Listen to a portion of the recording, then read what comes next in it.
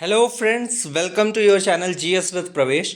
And आज जो हमारा कोट है वो महात्मा गांधी जी ने दिया था और ये आपके एनसीईआरटीज़ में भी मेंशन्ड है। ठीक है, तो हमने जैसा आपसे बोला था कि हम डेली जो है वो आपको ऐसे के लिए कोट्स देंगे।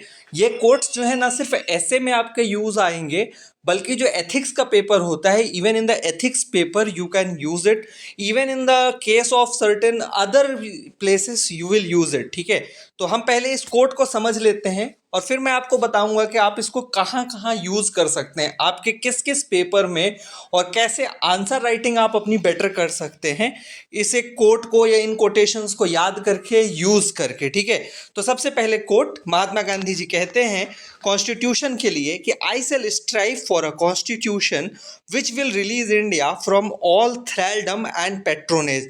मैं एक ऐसे संविधान चाहूँगा जो भारत को सभी तरह के पेट्रोनेज, यानी जिसमें आपको ये लगता है कि कोई किसी को ओन कर रहा है या जो स्लेवरी है, इससे मुक्त करेगा।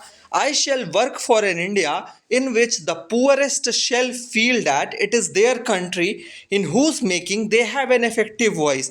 एक ऐसे भारत की हम निर्माण करेंगे जिसमें जो सबसे गरीब व्यक्ति है उसे भी लगना चाहिए कि इस भारत के निर्माण में मेरी आवाज़ भी उतनी ही सुनी जा रही है जितना कि किसी अमीर आदमी की सुनी जाएगी। An India in which there shall be no high class and low class of people, उच्च वर्ग या निम्न वर्ग कोई नहीं होगा। An India in which all communities shall live in perfect harmony, ऐसा भारत जहाँ पर सभी समुदाय, सभी संप्रदाय एक दूसरे के साथ प्रेम पूर्वक निवास करेंगे।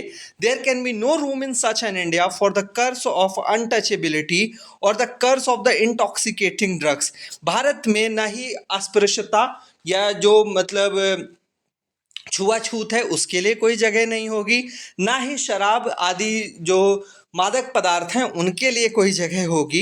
N India in which women will enjoy the same rights as men, जहाँ पर महिलाओं को और पुरुषों को बराबर अधिकार प्राप्त होंगे और दोनों को समान रूप से सम्मान दिया जाएगा। ठीक है, तो ये तो हो गया हमारा कोट जो है यहाँ पर है।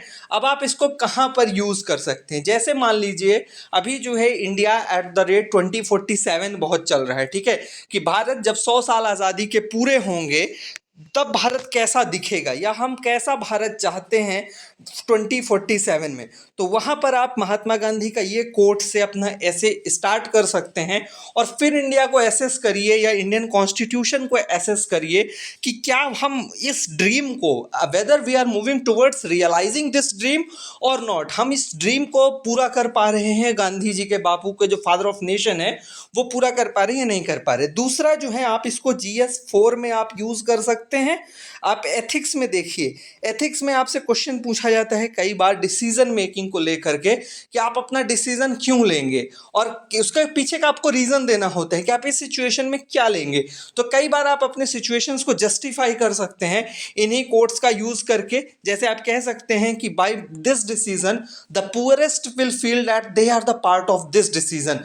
सबसे गरीब व्यक्ति को, सबसे कमजोर व्यक्ति को, जिसकी आवाज़ कोई नहीं सुन रहा, आपके डिसीजन से ऐसा लगना चाहिए। जब आप एडमिनिस्ट्रेटर बनेंगे, आप डिस्ट्रिक्ट मजिस्ट्रेट बनेंगे, तब आपके फैसले से ऐसा लगना चाहिए कि उस गरीब आदमी की आवाज़ भी सुनी गई और उस गरीब आदमी के मत को भी शामिल किया गया। ठीक है, इसके अलावा जब आप कॉन्स्टिट्यूशन के लिए अगर GS2 में आप लिखें तो GS2 में अगर कॉन्स्टिट्यूशन की वर्किंग आती है तो वहाँ पर आप इसका इन लाइंस का यूज़ करके आप आंसर बढ़िया लिख सकते हैं कि क्या हमने ऐसा कॉन्स्टिट्यूशन बनाया या हमारा कॉन्स्टिट्यूशन इस तरह काम किया 75 ईयर्स में कि it had released India from all forms of thraldom and patronage.